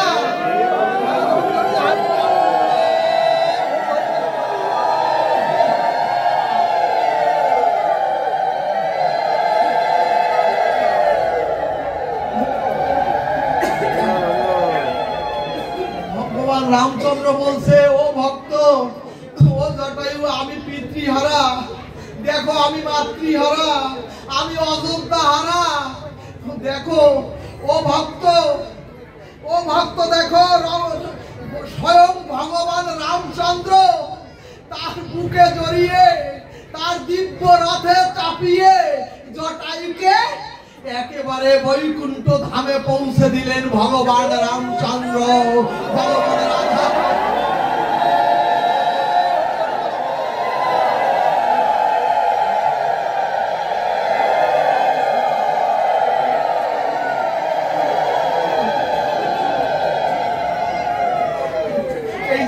ভাগবত বললেন, এখন অনেক ভগবানের অনুষ্ঠান হয়, এখন অনেক নাম সংকীর্তন হয়, গ্রামে গ্রামে নামের প্রহর ছুটে যায়, তরঙ্গ বহমান, কিন্তু ভগবানের কাজ হচ্ছে কই?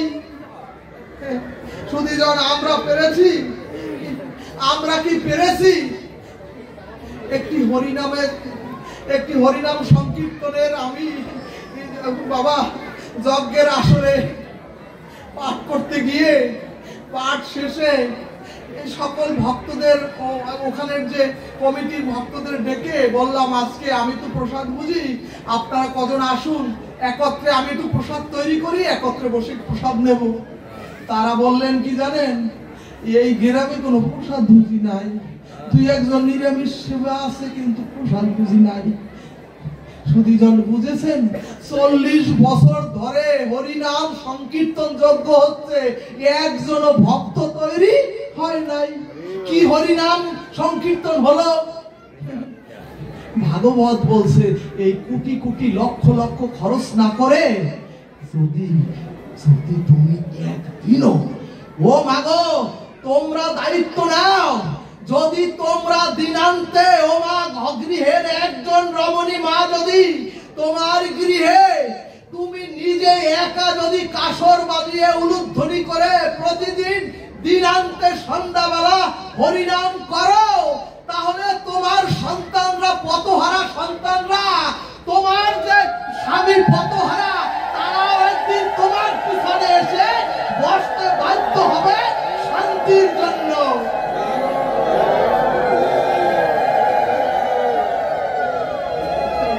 হরিবল হরিবল। আমরা কি পেরেছি? আমরা কি পেরেছি একজন ভগবানকে প্রসাদ লাগিয়ে ভোগ লাগিয়ে প্রসাদ পেতে? আমরা কি পেরেছি প্রত্যেক সন্তান নরনারী কণ্ঠে কণ্ঠী মালা পড়তে তুলসীর? আমরা কি পেরেছি একাদশীর দিন অন্তত পঞ্চশস্য আমরা পরিহার করতে?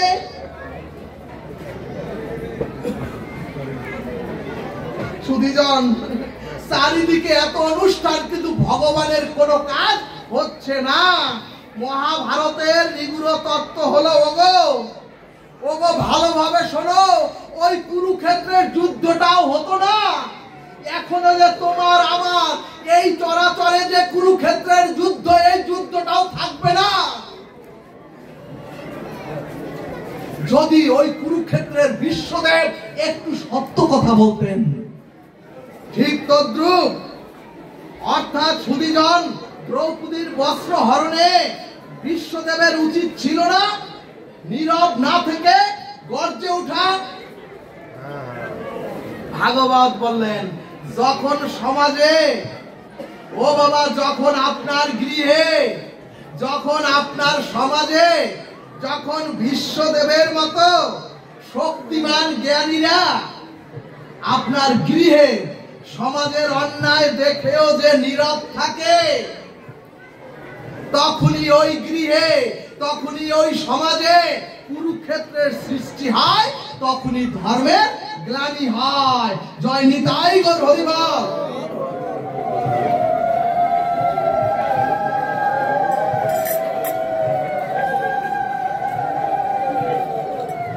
ও মা গো, আমাদের ধর্ম সমাজের দিয়ে তাকিয়ে দেখবেন, যাদের সামর্থ্য এবং অর্থ আছে, সুধীজন, ভাগবতের টিকা বলছে, যাদের ধর্ম সমাজের দিকে তাকিয়ে দেখবেন, যাদের সামর্থ্য আছে এবং অর্থ আছে, তারা গা বাঁচানোর জন্য নীরব এবং ব্যস্ততা দেখায়। শাস্ত্র বললেন, সমাজে বিশ্বদেবের মতো জ্ঞানী শক্তিমান যখন নীরব থাকে, সত্যের পক্ষে না থাকে, অসত্যের পক্ষে যখন প্রতিবাদ না করে,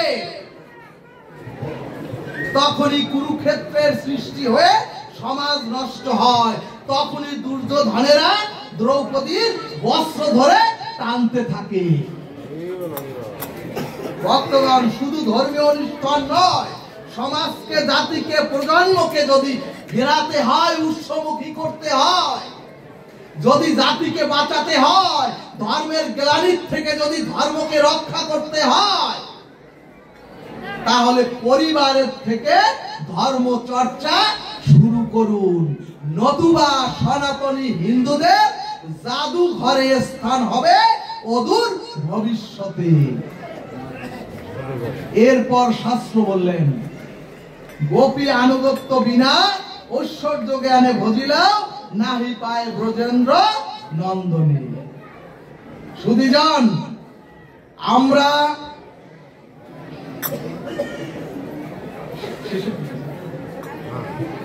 সুধীজন, ভগবান রামচন্দ্র বনবাসে যাওয়ার সময় ভব নদীর পারে এসে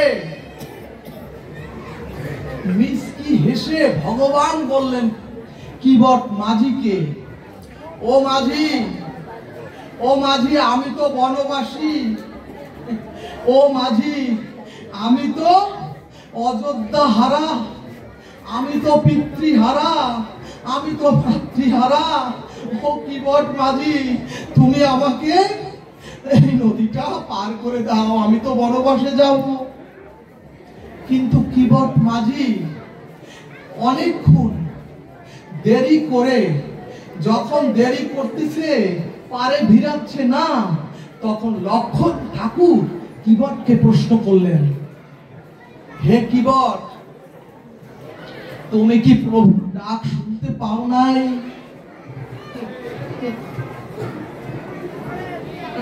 কিবট মাঝি বলছেন, হে লক্ষণ ঠাকুর, আমি শুনেছি, কিন্তু আমি ইচ্ছা করি আমার প্রভুর ডাকে আমি সাড়া দেইনি। লক্ষণ ঠাকুর বলছেন, তুমি প্রভুর ডাক শুনেছো, তবু কেন প্রভুর ডাকে সাড়া দিয়ে তুমি দ্রুত এলে না? যেহেতু আমরা সবাই বনবাসী, কেন এলে না? ঠাকুর কিবট বলছে, ও লক্ষণ ঠাকুর, তুমি রাগ করো না, আমি একটি শিক্ষা দেব বলে, প্রভুকে একটি কঠিন শিক্ষা দেব বলে আমি দ্রুত নৌকাটা পারে ভিড়াইনি। লক্ষণ ঠাকুর বললেন, ও কিবট, তুমি দেবে আমার প্রভুকে শিক্ষা, সেটা আবার কেমন শিক্ষা একটু বলো শুনি। কিবট মাঝি বললেন, ও প্রভু, ও প্রভু, আমি চিন্তা করে দেখলাম, একদিন তো এই চরাচরের প্রতিটি জীব, একদিন তো এই চরাচরের প্রতিটি প্রাণী তোমার, প্রতিটি জীব তো তোমার একদিন খেয়াঘাটের যাত্রী হবে। ওই কিবট বলছে, আমি চিন্তা করে দেখলাম, হে প্রভু, এই চরাচরের প্রতিটি মানুষ তো একদিন তোমার খেয়াঘাটে উপস্থিত হবে, খেয়াঘাট পাড়ি দেবার জন্য। ও প্রভু, তখন যদি ওই জীবের ডাকে তুমি সাড়া না দাও, তাহলে জীবের কত কষ্ট হবে সেদিন, এটা বুঝানোর জন্য ও প্রভু আমি তোমার ডাকে দেরি করে এসেছি।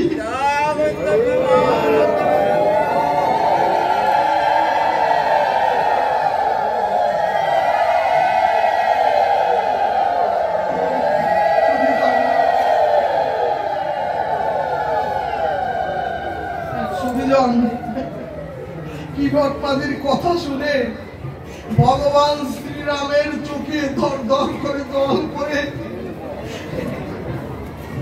যখন জল পড়ছে তখন কিবট মাঝি জোগাড় করে, কিবট মাঝি ভগবানকে বলছে, ও প্রভু, তুমি আজকে কথা দাও, যেদিন জীব তোমার খেয়া ঘাটে গিয়ে তোমাকে হা কৃষ্ণ বলে, হা দীনবন্ধু বলে চিৎকার করে ভব নদী পার হওয়ার জন্য চিৎকার করবে, ও প্রভু আজ কথা দাও, তুমিও ভব নৌকা ভিড়াতে ভক্তের ডাকে সেদিন দেরি করিও না। জয় নিতাই গৌর।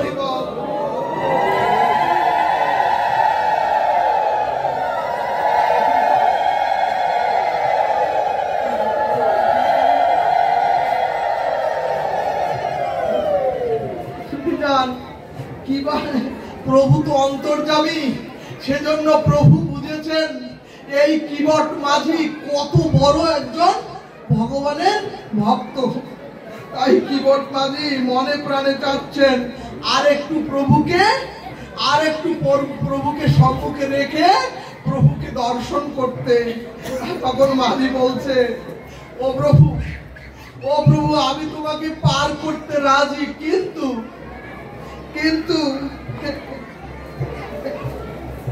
আরেকটি আমার শর্ত আছে। তখন ভগবান বললেন, ও কিবট, আমার তো দেরি হয়ে যাচ্ছে, আমি তো সত্যের মূর্তমান প্রতীক, আমার তো বনবাসে যেতে হবে, তাই তুমি কেন দেরি করছো? তাড়াতাড়ি বলো, আবার কি শর্ত আছে? তখন কিবট বলছে, ও প্রভু, তোমার সাথে আমার কোনো শত্রুতা নাই, ও প্রভু, তোমার চরণের সাথেও আমার কোনো শত্রুতা নাই। ও প্রভু শোনো, আমার শত্রুতা হচ্ছে তোমার চরণের ধুলির সাথে। তার কারণ, ও প্রভু, তুমি যেদিন পাথরের উপরে তোমার চরণ ধরি পড়েছিল, সেদিন তো একটি পাথরও মানবী হয়ে গিয়েছিল। আর যদি আজ, ও প্রভু, তোমার চরণ ধুলির কৃপায় আমার ভাঙা চূড়া এই নৌকাটা যদি আবার মানবী হয়ে যায়, তাহলে আমি এই ভাঙা চূড়া নৌকা দিয়ে এক রমণী দিয়ে সংসার চালাতে পারছি না, তাহলে আমি কিভাবে সংসার চালাবো? সুজিজন বুঝেছেন কিভাবে নিন্দা স্তুতি করছেন ভগবানকে, ভগবানের চরণ ধুলি পাওয়ার জন্য। তখন সুধিজন লক্ষণ বলছে, তাহলে তাড়াতাড়ি তাড়াতাড়ি প্রভুর চরণ ধুলি তাড়াতাড়ি ধৌত করো, আমি গঙ্গা জল এনে দিচ্ছি। লক্ষণ ঠাকুর বললেন, হে কিবট, আমি প্রভুর জন্য চরণ ধুলি ধৌত করার জন্য আমি গঙ্গা জল এনে দিচ্ছি। তখন কিবট মাঝি বলছেন, কিবট মাঝি বলছেন,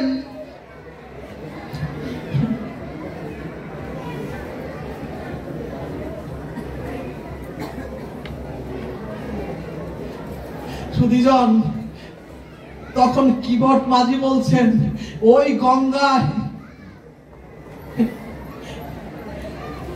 গঙ্গায় তো ব্রহ্মা,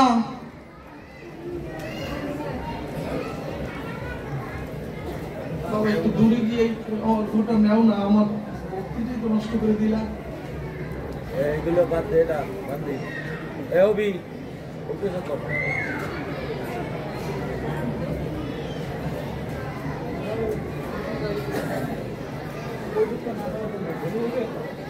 সুধীজন, এখানে একটি প্রশ্ন, কিবট মাঝি তো মূর্খ, একেবারে গণ্ড মূর্খ, তাহলে কিভাবে কিভাবে ভগবানের চরণ ধুলির লোভ হলো ওই মূর্খের? ভাগবত দৃষ্টান্ত দিলেন, ভগবান অনন্ত নাগের শয্যায় ক্ষীরোৎসায় শুয়ে আছেন, আর লক্ষ্মী দেবী ভগবানের পদসেবা করছেন। তখন একটি কচ্ছপ ভগবানের রাঙা চরণ ছোঁয়ার জন্য যখন তার পদযুগলের কাছে যাচ্ছিলেন, তখন লক্ষ্মী মা ওই কচ্ছপকে ছুঁড়ে ফেলে দিলেন অনেক দূরে। তখন গোবিন্দ আশীর্বাদ করে ওই লক্ষণকে বলেছিলেন, ওই কচ্ছপকে বলেছিলেন, ও কচ্ছপ, হে ভক্ত, রাম অবতারে তুমি আমার চরণ স্খলন করার সুযোগ পাবে। সেই কচ্ছপটাই কিবট হয়ে রামলীলাতে কিবট মাঝি হয়ে ভগবানের চরণ ধৌত করবেন। আজ শাস্ত্র জগৎ জীবকে শিক্ষা দিলেন, যদি আমার একবার ভগবত ভজনের জন্য একবার হৃদয়ে যদি আপনার ইচ্ছা শক্তি একবার যদি স্বীকার করে নেয়, একবার যদি আপনার কোন জন্মে, এই জন্মে ভগবানের প্রতি যদি হৃদয়ে একবার করুণা কৃপা অনুভব হয়ে যদি একটু তন্ময়তা সৃষ্টি হয়, তাহলে কোন না কোন জন্মে ভগবানের ভক্তের, সেই ভক্তের ইচ্ছা ভগবান স্বীকার করে গ্রহণ করে নেয়। জয় নিতাই গৌর হরি বল।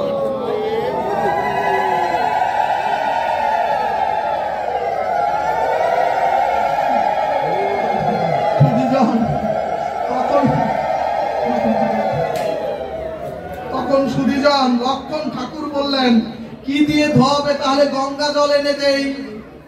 সুধীজন তখন কিবট বলছে, ও ঠাকুর, ওই গঙ্গা জল তো এটো, কারণ ব্রহ্মাও ভগবানের চরণ ধৌত করেছিলেন গঙ্গা জলে, কাজী সেই চরণ ধৌত চরণামৃত হচ্ছে গঙ্গা জল।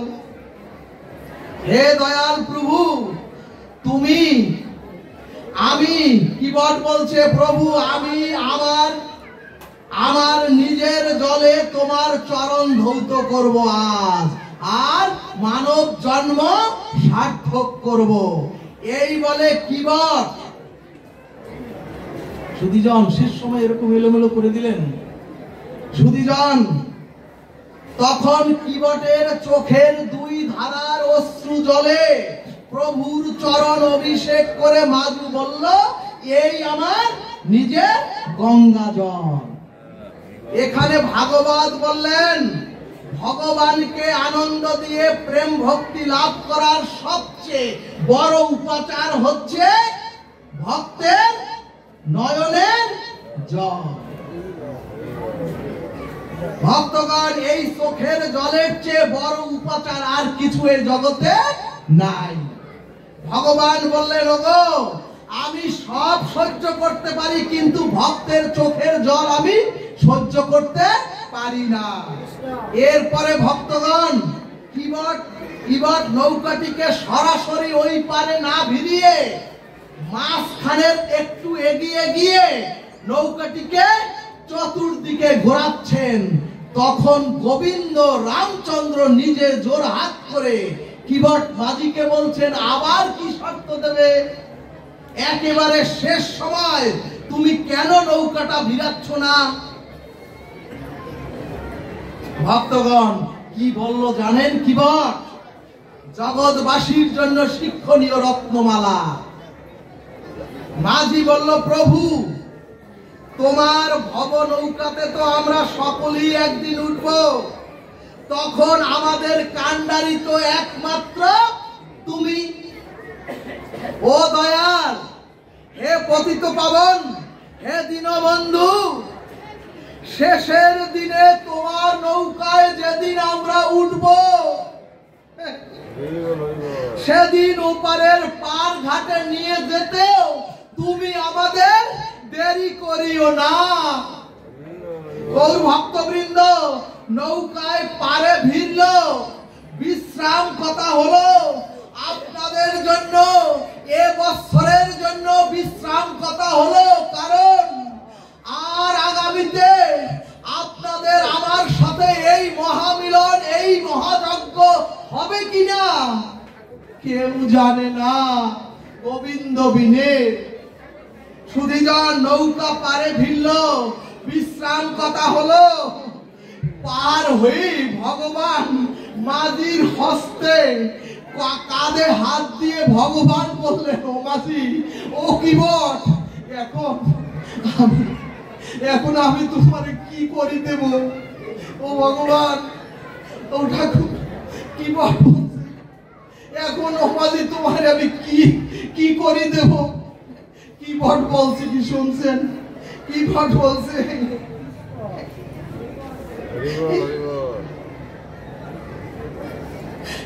ভগবান বলছে, ওরে মাঝি তুই জানো না, পার ঘাটে যদি কেউ পার করে দেয় তাহলে তাকে করে দিতে হয়, তাহলে আমি তোকে করে দেব না। কিবট বলছে, ওগো ও ঠাকুর, ও দয়াল, আমি হচ্ছি চরাচরের মাঝি, এই ভবপারের মাঝি, আর তুমি হচ্ছ আমার ছায়ার দেহের ভৌগ দেহের ভবপারের মাঝি। তাহলে এক মাঝি আর এক মাঝির কাছে কি কোনো করি চায়? এক মাঝি আর এক মাঝির কাছ থেকে কি কোনো করি নেয়? অর্থাৎ ভাগবত বলছে, ওগো স্বজাতীয় পেশায় মানুষেরা স্বজাতির কাছ থেকে কোনো করি নেয় না। প্রভু চরাচরের নদীর মাঝি, আর তুমি হচ্ছ আমাদের সকলের খেয়াঘাটের মাঝি। আমাদের বিশ্রাম চাওয়া হলো। হে দীনবন্ধু, আমাদের তো সাধন ভজন নাই, আমাদের তো ভক্তি নাই, আমাদের তো শ্রদ্ধা ভক্তি নাই। দিনান্তে একবার মা বাবাকেও তো প্রণাম করে দেখি না। আর সর্বশেষে ভব পার হওয়ার কোনো পরিসম্বল আমাদের নাই। সুধীজন, আমরাও আকুল প্রাণে তোমার কাছে আজ সকলে আরজি পেশ করে রাখলাম।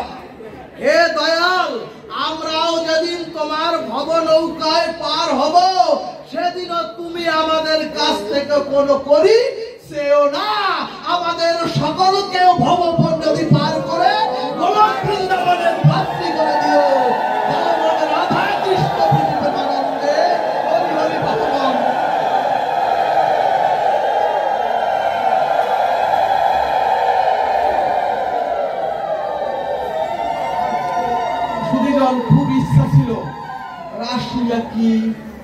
রাধারানীকে আমরা তো জানি না এবং যার জন্য বিপদগামী হচ্ছি, কিন্তু যেহেতু মহাপ্রসাদ আছে আমরা এখানে বিশ্রাম রাখি। বলবো রাধারানীকে বলেন।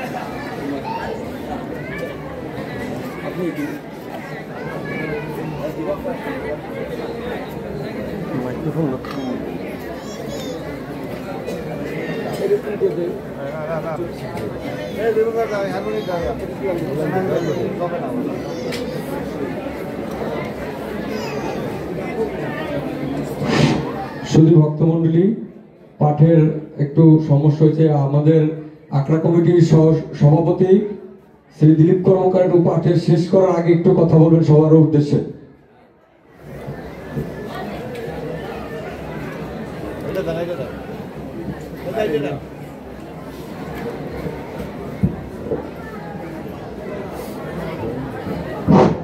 জয় গুরু। উপস্থিত কৃষ্ণ ভক্তবৃন্দ,